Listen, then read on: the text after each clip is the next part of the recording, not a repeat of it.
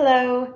This week we are getting into portraiture. Now, of course, you have been drawing figures for the last couple of weeks and they've had heads and faces on them, and so you've had a bit of this already, and you may have drawn people previously, but this week we're really going to dive in on the face and the head. So some people believe in this idea of ideal proportions, but they don't exist. That's sort of an old-fashioned sexist, racist idea. And if everybody went along with the kind of tropes that you might have heard, like for instance, I think one that you often hear about portraiture is that there's an eye distance between each eye, so the width of the eye is the same as the distance between the width of the eyes, but that's not true. You know that there are people who have narrowly set eyes, kind of eyes that are closer together, and some people have kind of widely set eyes, eyes that are somewhat further apart, and everything in between. So you really just cannot, if you've heard any of those sort of quick rules for where things are on a person's face, you just have to completely throw that out. There's no such thing as ideal proportions, and there's no such thing as particular rules that will work for any particular person's face. Like with anything else we draw, use the three-step method, figure out where things are on the face with the methods that we've talked about, and you should be fine, okay? There are a couple of rules that do tend to be the case, all right? Not necessarily exactly, but tend to be the case, and this could help you get started. Eyes are generally about halfway down the head, the skull, so I'm not talking about the difference between where the hairline ends and the chin, because of course the eyes are closer to where the hairline ends than they are to the chin, but I'm talking about between the top of the head and the chin. So if you look at this photograph of Aziz Ansari, and I'm using celebrities for this to make it a little more fun, his eyes are about halfway down his skull, right? And I find that people tend to not draw enough of the back of the skull. You have to remember, imagine a skull on a skeleton. They have a big space behind where the neck ends. Oftentimes students will draw the neck and then have the head go up right off of it, but that's not the case. There's actually a big part of the skull that goes out back beyond the edge of the neck, unless somebody has, been in some kind of accident. That's generally going to be almost always the case, and the eye thing is almost always the case too. But like I said, there's no such thing as particular rules, and so somebody's eyes might be a little bit higher than that or a little bit lower than that. You really have to tell. But these are like two of the things that tend to usually almost always be the case. Okay, for everything else, just look at the person, use your measuring tool to get angles, use our measuring to get proportions between things. You'll be fine, just like you have been doing. So I just want to go through some differences in faces just so that you can see all the variability that exists across people's faces. Not because this will be the way that you draw or anything, but just so that you can see why you can't, trust those rules about how to draw people. Okay, so some people have rounder faces, some people have more oval, and some people have heart-shaped faces. And you've seen this, I'm sure online, lots of YouTube videos. Also, the profiles of people's faces tend to vary. Often from the nose down to the chin is a tapering, kind of a diagonal on some people, whereas other people, the nose to the chin will be very straight, very much more straight and less tapered. Now, people from East Asia and who are native to the Americas tend to have more of a straight face from nose to chin, and Middle Eastern, black people, white people, everybody else tends to have more of this. But it's not necessarily going to be the case with every Asian person that they'd have this type of face, and other people would have this type of face. It really is all about seeing what that particular individual person looks like and measuring the angle with your tools. Okay, everybody looks different. There are white people with this kind of face, and there are Asian people with this sort of face, right? There's also a huge difference in the distance between the hairline and the eyebrows, and of course there's difference in hair types. And so here we can see the distance, oops, I didn't mean to make that mark. The distance between Usher's hairline and his eyebrows in comparison to the rest of his face is a lot different than the distance between Rashida Jones's hairline to her eyebrows. And so the distance between her hairline to her eyebrows is about the same as her eyebrows to her lips, right? Whereas his distance here is only about the same as eyebrows to his nose, okay? And so the forehead width varies quite a bit among people. Also, the shapes of hairlines also varies quite a bit. I mean, his was kind of tailored, of course, and hers is more of this kind of shape. That has something to do with face shape as well, right? So just look at whatever person you are drawing, see what they particularly look like. Now, eyebrows tend to be something along these lines, either sort of straightish, kind of curved, or pointed up and down. And then there are variations between these. And of course, some people will have kind of unibrows. Some people's eyebrows will be further apart. Some people's eyebrows will go further out. Some of them are larger. Some of them are smaller. My aunt doesn't even have eyebrows from here over for some reason. They just never grew in. So you really need to look at the person, as with all of these characteristics. Okay. I want you to remember this terminology when it refers to eyes. Hooded eyes versus deep set eyes. And some people have things sort of in between these. We could see here that the three people on the left all have fairly hooded eyes. And what this means is that the skin sort of overlaps almost down to the eyeball, right? Whereas somebody who has a deep set eyes, like these two guys, I didn't mean to go right through his face, sorry, Steve Buscemi, but you can see a lot more of the eyelid. The skin kind of creases in before kind of jutting out because of the eyelid. So people tend to, people are aware often that Asian people tend to have hooded eyes, but lots of, black and white and other people have hooded eyes too. Look at Jennifer Lawrence. Couldn't think of her name for a second here. You can see that she very much has what we would refer to sometimes as almond-shaped eyes or hooded eyes, and so does Usher. Now, people's eyes tend to become more hooded. Even people with deep set eyes, their eyes become more hooded as they age, as the skin kind of starts to fall down a little bit, starts to sag a little bit. Like my great uncle, for instance, he got to the point where he couldn't see anymore and had to have a surgery to have his skin kind of back a little bit. But we're going to be talking about like the changes that occur in old age later in this lecture as well, in terms of people's faces. Okay. And so there is a little bit of a difference between kind of Lucy Liu and Jennifer Lawrence here, because you can see that their eyes don't look exactly the same, even though they both have hooded eyes. And her eyes, Lucy Liu's eyes, don't look quite like Usher's either. Like the only main difference is that there tends to be a little bit more padding in the skin above the eyeball of people of East Asian descent than other types of people. Like you can see that it looks like Usher's skin that overlaps over to his eyeball tends to be is a little bit thinner looking, whereas she seems to have kind of more of a thickness under that makes her skin look really smooth around her eye. That would be like the one difference between kind of people who tend to have hooded eyes who are not East Asian and people who have hooded eyes who are East Asian most of the time. But like I said, it all depends on the individual. So you just have to really look at the person for any of these characteristics and see how they look. Oops, the word convex is over her chin for some reason. But anyway, now I want to talk about different kind of shapes of noses. Convex and concave are terms that mean something that is concave, just you think of a cave, it kind of goes into the, so imagine you have a ball, like a ball of ice cream, and you scoop it out. That would be concave. Whereas if you had a ball of ice cream and then you added a little bit more ice cream on top of it, that would be convex. It goes out beyond the edge of the main shape. Okay, and so we could say that somebody like Adrian Brody's nose kind of curves this way would be convex because it goes out beyond the straight line, like that you would imagine would be the middle point. And we could say that somebody like Mila Kunis's nose, you can see it kind of scoops out a little bit at the end. And we can call this a bulbous nose too. It's often something that a term that people would use to refer to that. or like you might have heard people say a button nose. You can see that also Scarlett Johansson has a bit of a ball on the end of her nose.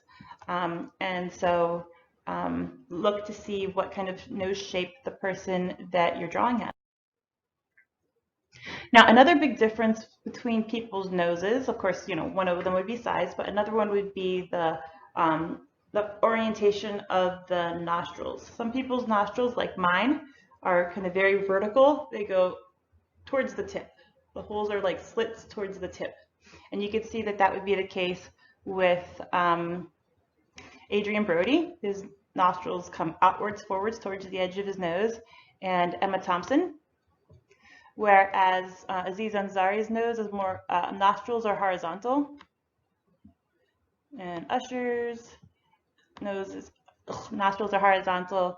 And Jennifer Lawrence's and Lucy Liu's are somewhere in between, sort of a little bit almost roundish. And so you need to look to see what the person looks like in all cases, to determine how to draw their nose. Some people have much fuller lips than others. You can see George Clooney's upper lip basically doesn't exist, and Angelina Jolie famously has very full lips. But there's also a difference in lips in that some people have an edge to their lips, and other people's lips kind of just become skin and without the edge differentiation. So for example, you can see that there is a, let me get a different color here. There is a way that her lip kind of puckers out there, and there's also a little bit of a ridge to the edge of her lip. Also, there's a little shelf underneath her lip before it curls down and around and becomes a chin, right? Whereas with, oh my gosh, I'm blanking on this woman's name. The woman in the Harry Potter movies. You can see that her upper lip goes right into her skin without going backwards before going up. So she doesn't have this sort of curve that Angelina Jolie has here, right? And her lower lip kind of runs right into the skin, so that if it weren't for the change of color and texture, you wouldn't necessarily be able to differentiate the types of skin between lip and facial skin. And so look to see if the person that you are drawing has that ridge or not. If they do have a ridge, then they'll have a more defined shadow underneath of their lips. All right, so weight has an effect on a portrait as well. These are the same actor. Christian Bale is very well known for going to extremes to play parts in terms of gaining lots of weight or losing lots of weight or becoming really buff. And so here are two images of Christian Bale when he changed his appearance for roles. On the left, it's an image from The Machinist, I think, and you can see that people, when they become very, very thin, we'd call this gaunt, and it's when the cheekbones sort of start to kind of collapse in. Like people who are starving, you will note, have really strong cheekbones. Even if their cheekbones aren't high, you start to see a shadow underneath of them because of the, they don't have enough fat on their bodies to keep the skin puffed out. Okay, and people when they're well nourished, they have very different looking skin, and even his facial shape is really quite different because of his weight gain or weight loss in these various parts. Okay, you can see how his skin on the right side, even though he's a little bit older on the right side, and he has wrinkles in both, but you can see that his skin still looks firmer on the cheeks. And so all these differences are made. Also note that there's a lot more ripples in the neck on the left image, and on the right it's more of smoothed out. These are things to look for in terms of the textures of skin as well. And then of course aging makes a big difference in the way a person looks. Not everybody you draw is going to be like most of the people you're seeing in this video are probably in their 30s and 40s, but you're a bit younger than that. And very young people's faces look quite different. Their proportions change significantly over their lifetime. People start off with their eyes our eyes don't get bigger, and so kids' eyes look huge because they have these tiny faces with the same eyes they're going to have their whole lives, right? So here are two famous Brits. We've got Sir Ian McKellen and the royal baby George. And you can see that, over time, skin, obviously tends to wrinkle, hair texture changes, becomes more wiry as it turns white and gray. And there is a lot more contrast in the face. You could see Ian McKellen's eyes, kind of because they are drooping down a little bit more than they did earlier in his life, have created a big difference in light between his eyes and his eyelids. There's a big contrast there. With younger people, there's a lot less contrast because there is a smoother quality from the highlights into the shadows of their faces. Less contrast in general as compared to more. And of course, people's skin color varies very much as well. And so since we're using charcoal in this class, you have a couple of different methods that we talked about before. You can either start your drawing in a totally additive way in which the paper is white and you just add the charcoal onto it. So that might make sense with someone who has really fair colored skin like this person here. And I can't remember his name. I know he's part of a K-pop band, I think. So if I was going to be drawing this man, I would probably not tone the page very much. Whereas if I was going to be drawing Lupita here, I would probably tone the page, or anybody kind of on this side of the spectrum. Now with anybody's skin, I might want to just do a very light tone beforehand, maybe not the guy on the far right, but anybody, and if I wanted to do somebody with quite darker skin, I might tone it more than I would otherwise. Something else you might want to take into consideration is that if someone is highlighted on one side of the face by a spotlight or something, and then their other side of the face is in more of a shadow, you could just tone half of the face with charcoal before you start the drawing and leave the other half untoned to speed up your drawing.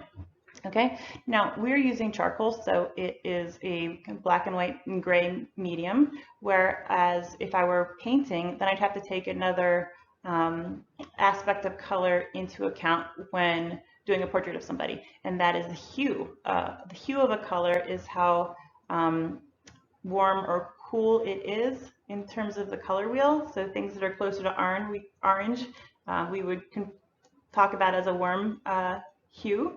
So reds, oranges, and yellows tend to be warmer hues, whereas blue would be the coldest hue, and purple and green are also on the colder end of the spectrum. And so you can see that George Lopez and Rashida Jones both have kind of fairly similar skin in terms of how dark it is, but his skin and her skin are very different in terms of the hue. So I think that her skin is a lot more on the yellower side, and his skin seems to be a bit more kind of red. Okay, and some people have a sort of an ashier skin tone, like a little bit on, not blue, but closer to that side. And sometimes when you're ill, you can end up with sort of a bluish complexion. So you can imagine what that might look like. It also happens sometimes when somebody can't get vitamin D for a long time, their skin becomes a bit ashy in the wintertime. And that just means that their skin tends to be on the cooler side.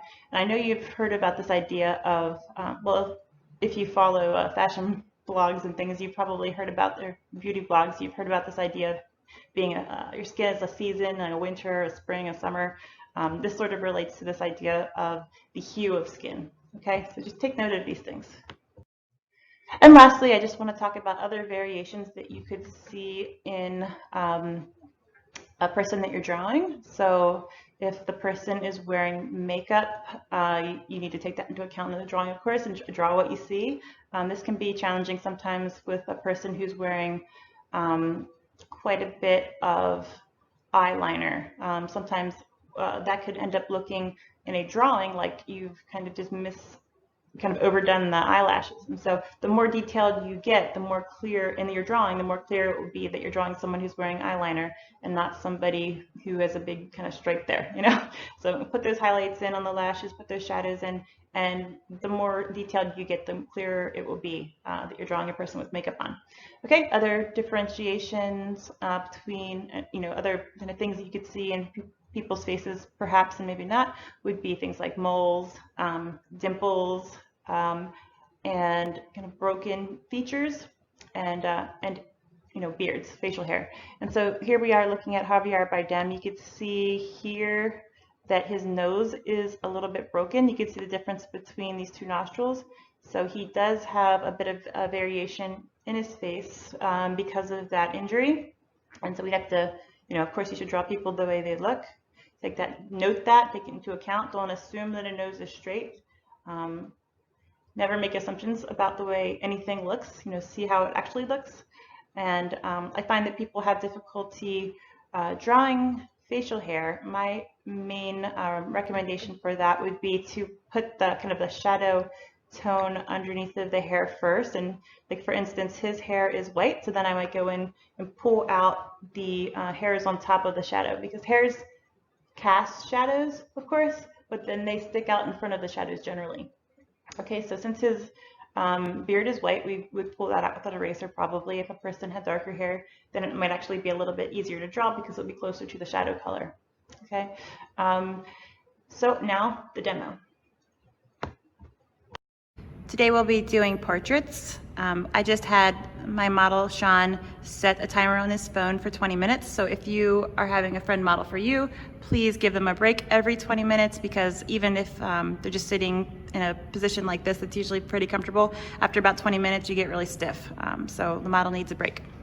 So you should advise your model to look at one particular point in the room so that they can remember where to look when they get back into that position again. The seat will be in the same spot. If they're staring at the same place, then they're likely to have their face facing the same position. And this also helps them stay still during each particular modeling session. Okay, so looking at him, I'm thinking about whether I want to tone my page or not. I'm going to be drawing just a traditional portrait, so it'll be vertical. His shoulders, head will be included. And so I'm thinking, because his face and the back of his head is pretty much in shadow and he's lit more from this side, that a tone would make sense overall. So I'm going to tone my page. I have a nice even gradient on here, but I didn't tone it equally because looking at Sean, you could see that the side of his face facing the mirror is lit a lot more than the back. The back is darker, and he also has black hair, so the back of his head in general will be the darkest part of the composition. And so you could see I started with a kind of a lighter tone and made it darker towards the right side of my page. And this will help me more quickly draw him, because I'll just be able to use more of the subtractive method on this side and more additive and subtractive over here. All right, so at this point in the semester, you've been using the same kind of techniques, blocking in, then doing your corrections, and then only getting into shadows, and then finally details. So you know what I'm gonna do next. I'm gonna go ahead and draw him in where I think he goes, and then I'll be able to go back, pick my key, and make my corrections. So I finished sketching in where I think most of his features are, and the kind of ratios between the width and the height of the head. So now I have to go back and do my corrections. And you can see that this is really generic. The eyes are just basically a couple of lines. The lips I moved a couple times. So because we used the toned paper, it's really easy to get rid of the previous ones like I just did there. So now it's time to go back, and just like when we did landscapes, I think it's important to get the overall structure of the body in before we go in and pick a more specific key for smaller parts within the overall shapes. And so let's get the height correct versus the width of the head, and then the neck and shoulders, and then we can go in and pick a key on the face. All right, so take our measuring tool. Let's always measure from the tip of his chin to, let's not use the top of his hair, because his hair might change as he gets up and moves around. It might get flatter. And so let's go right from the tip of the chin to the top of the forehead here. So if I were to measure from there to there, and I can compare that across. So I'm gonna go from, I think, the tip of his cheekbone here straight across to the back. Let's see if it's the same. And so it is just about the same. So let's see if it's the same on mine. Here to here, oh, exactly 10 inches. And here to here. So the back of his head needs to come out slightly further, but I was pretty close.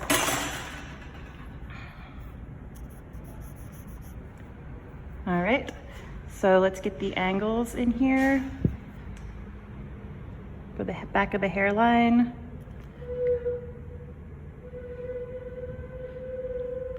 Like that. Remember, we didn't measure from the back of the head where it peeks out the most. We measured from the cheekbone where it peeks out the most to directly across. So we know that this angle will go past this mark. This is just the mark that's directly across from there. All right. So I didn't give him nearly enough hair originally. Get this angle broadly. Looking pretty good. All right, now we can get the angles of the face. Let's get from the top of the cheekbone to the bottom of the chin, and there is a little bit of differentiation in there. You can see the curves here, curves out where the lips are, but for the general angle, let's get that first. So locking the arm so it doesn't change, pulling it over. And yeah, we had it pretty good. We can pull away a little bit of the chin down here though. All right, and let's get the forehead.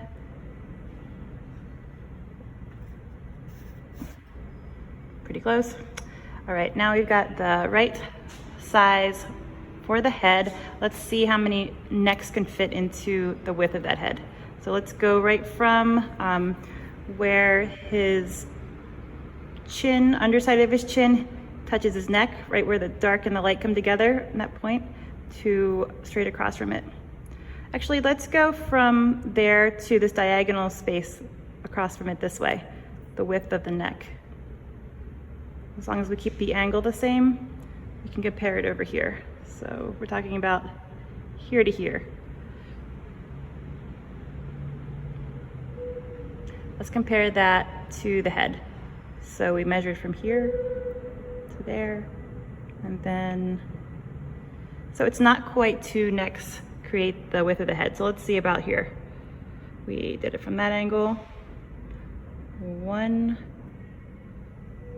2. Okay, so not quite 2 is what we wanted. And so our neck is a little bit too thick in the drawing. So let's have a look back at Sean. And over here, what I'm noting is that there's more space between the tip of his chin and where the neck starts than what I drew. So let's get that angle.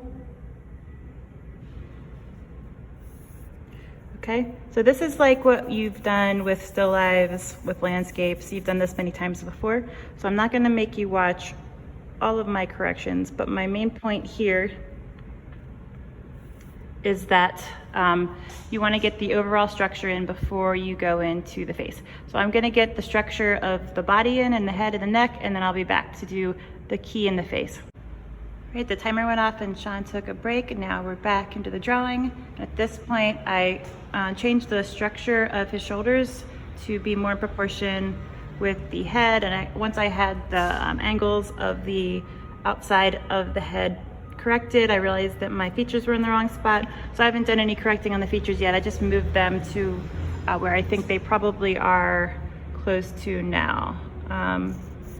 So let's go in and pick a key on his face. So I always recommend not using a nose, because if the person moves even slightly, the nose is just entirely made out of angles. And so it will change even if they just move the face like a millimeter. So what I think I would use as the key here would be either his ear or his left eye, which is on our right side. So let's use that. Or you could use kind of the lips too, except he might purse his lips more. I mean, with any kind of feature on a face, it could change what kind of, depending on what he does with his face. But let's use this eye, but let's not use the height of the eye. Let's use the height from the bottom of the eye to the top of the eyebrow. Okay, because otherwise, you know, a person's eye is not very high on their face, and so you'd have to do like 30 eyes up to get one in. So if you're going to use anyone's eye, I would use the bottom of the eye to the eyebrow for the height. So let's check out, locking my arm.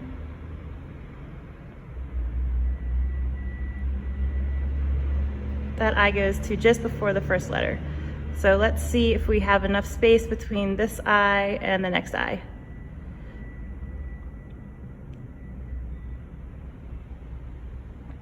All right, so this eye is a little bit more than the space between this eye and this eye. So looking at mine, let's see. This eye is a little bit more, so that's good probably. Let's see, well, what I should have done first, of course, is corrected the key to itself. So let's make sure that that is good. So top of the eyebrow to bottom of the eye is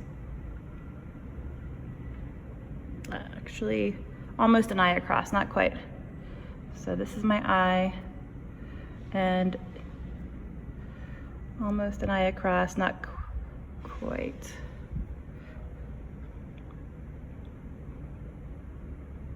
So this should be less than this, and in my drawing it's not. So that probably means that I need to move the eyebrow down a little bit in my drawing so there's not quite as much space. But let's first make sure that the eye is in the right spot before I do that, because maybe I should be moving the eye up. So let's take a measuring tool, go straight up from the bottom and see what's right across left and right to the bottom of the eye. So I'm seeing the bottom of the eye aligns with the point of the cheekbone out here, and it aligns with kind of the 1/3 of the way down the ear. So let's see if this eye is in the right spot.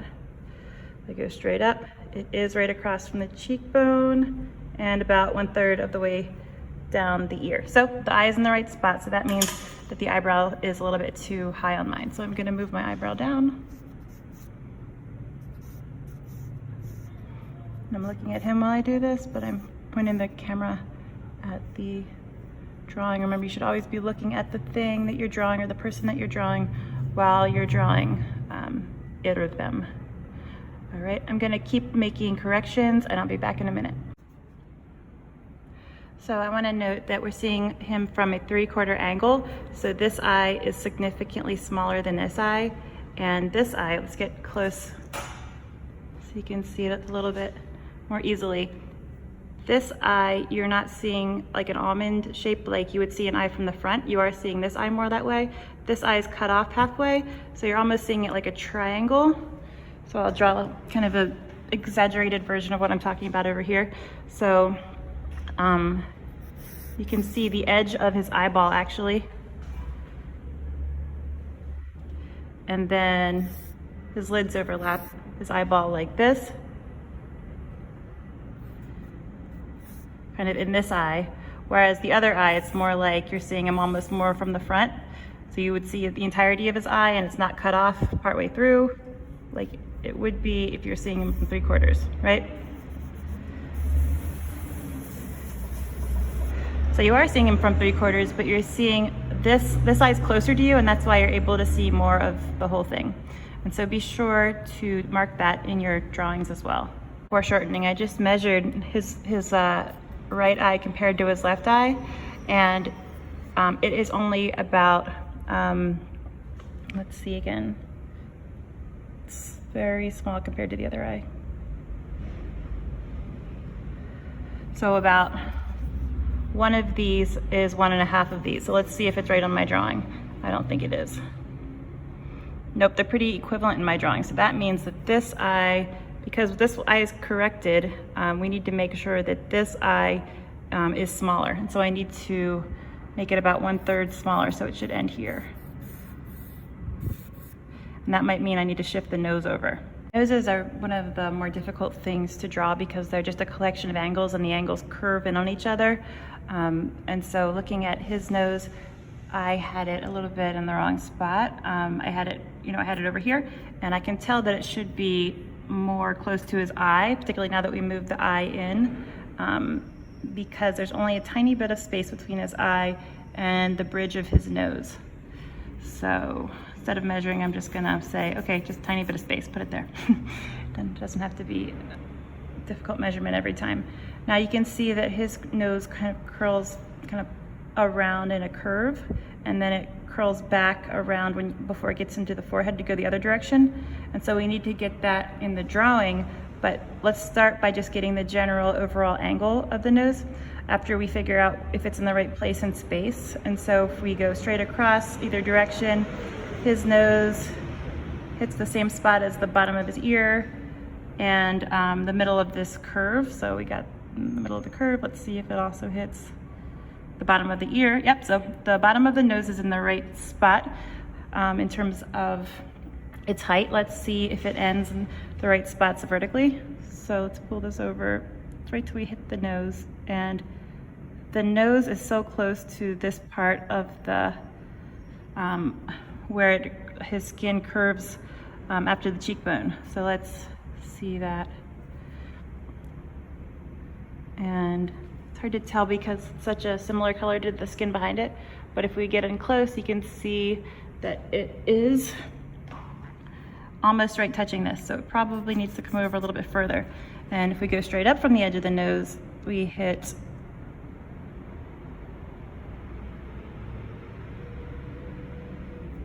the eyebrow kind of here.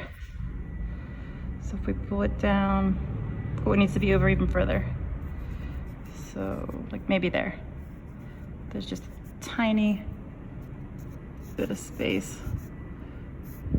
Okay, and then let's get the other nostril, see where it hits up and down. So it hits the edge of the mouth, but we haven't measured that yet. But so let's just say this part of the chin and his hair. So his hair goes straight down, and that aligns this part of the chin. So it was a little bit too far over. So now we've got the nose kind of starting and stopping and in the right spot in terms of left and right, and it was already in the right spot in terms of up and down. So now let's get the general angle of his nose. So we can see the bridge of his nose, the way that it curves in into the forehead, that sort of ends right at the eyebrows right here. So let's get the overall angle from here to the tip. And his nose curves, and so it's not going to be this straight angle, but we'll get the general sense of it drawn in. So it's like that kind of angle.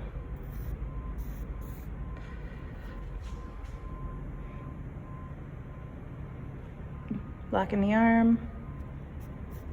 All right, but we know that it curves up first and then in, so we need to get that in the drawing. So we're going to use this overall curve as a middle point, but then we need to add this in as well. Now that might be too curved. Let's see. So let's note that it actually is a little bit straighter in this part, and then it curves back that way. Not totally straight. Okay, that's probably more like it. All right, I'm going to keep working on my corrections and I'll be back. So the next thing I measured on Sean's nose was a couple of different angles. I started with the overall angle, and then I got this angle. So you can see here it kind of goes up and then it curves in this way a little bit. But then because noses are so curved and we're seeing our model from a 3/4 view, the nose spreads out in multiple directions, particularly towards the forehead. And so I had to make 3 different curves. So there's the curve where his nose goes straight into his forehead that you could see there. There's like the nose kind of goes over this way on the side, up, like what's the angle between that and the way that it interacts with the under the eyebrow. And then the same over here, there's a bit of a curve where it moves from the nose to between the eye and the eyebrow. So you can see here, got 1, 2, 3 different little angles put in there. And it's starting to look more like his nose now. So similar to what I said about there being multiple kind of edges of the top of a nose on a person, because it kind of goes out in multi directions. Because we're seeing him from the side and not so far above, we can see multiple kind of angles of his chin. And so I've drawn in 2 here. So you can see that there's this kind of bottom of the underside of his jaw, and then there's this kind of top of the curve of his jaw. You can see both, and there's a kind of a highlight between them, so I put both of those angles in. And also you can see the very back of his neck, and then you can also, let me get a little closer so you can see what I mean. You can see the very back of his neck, but then there's also an angle that comes down here.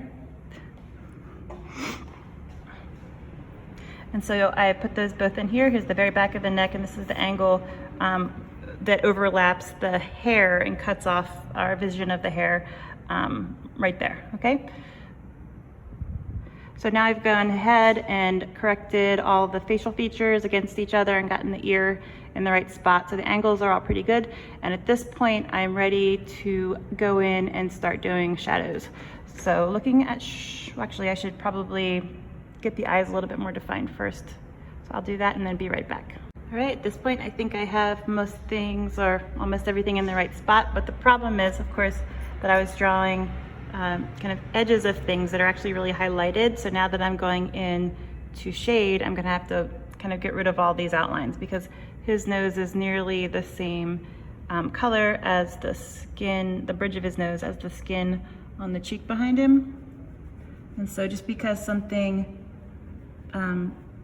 is defined, it doesn't mean that we're going to, and it's by something that is similar in color, it doesn't mean that we're going to draw it any differently. It'll just, the person looking at this is not going to think he doesn't have a nose just because it's so close in color to the thing behind it. It's still slightly darker than his cheek. So remember, there's no need to add outlines to define things at all. So I'm going to do the very broad shading on this and then I'll be back. All right, so I'm going to wrap it up at this point, but I've got it to a point where I've got my first sort of basic layer of shading and I got a little bit more detailed in certain places. Doesn't look quite exactly like him yet, but I would just keep working at this until it did. Kind of, some of my lines got kind of moved a little bit as I was shading. So one benefit of drawing yourself is that you won't have to allow your model to leave at a certain point. You can keep working with yourself as long as you want. But one problem with drawing in the mirror is then when you hold out your measuring tools to make your corrections, you'll actually see two of your hands, two of the tool, and the tool will cover up the mirror. And so you won't be able to see, it will be really hard to do. But if you're really good at eyeballing sizes, you could just look at an eye and say, wow, that looks like it's about an eye across without actually using your tool, then you might be able to draw in the mirror without as much trouble. So a couple of things I want to point out about this. You can see if we look at, can I zoom in? Oh yeah. If we look at Sean's lips, I told you in the lecture about how some people have a ridge to the edge of their lips, and he does, and so that kind of translates as a kind of a highlight at the top of the lip. And most of the time the bottom lip, because it sticks out, and the top lip kind of curls, my hand is so big there, curls under, and then the bottom lip sticks out. The bottom lip tends to be the one that has more of a highlight on it. But because he's facing a window, you have a bit of a highlight on the upper lip as well. Okay, let's see. I had a heck of a time with this eye. It kept moving around, you know, it was in the 3/4 angle. You'll note that the whites of the eyes in my drawing aren't totally white. There's a shadow to them, even the one that's closer to the window, because on any person, the whites of their eyes have shadows cast upon them by the lids of the eyes. And so even if you're looking in the light, part of the white of the eye is going to have a shadow cast on it. And so it's important not to draw it completely white, because if you did, it would look like the person is glowing from within through their eyes. You know, like they're a lamp and the light is coming out of their eyes. It doesn't look right. And so one last thing, you can see the eyebrows here. I haven't started putting in any kinds of lines in my initial drawing, and same with the hair. I just kind of toned it in a little bit darker. So what you're doing with hair is drawing first the shadows underneath of the hair. So this is kind of a darker area where the shadows would be. And on this eyebrow, you can see it's a darker area, but then there's a lighter area out here, because if we're looking at his eyebrow, you can see that there is a light at the edge, even though the hairs are overlapping it because he's facing the window. And so don't start off actually drawing in eyebrows, just put the shadows where they'll be. They cast shadows onto the face, and then later you can go in with a smaller tool when you get into the details and put those in.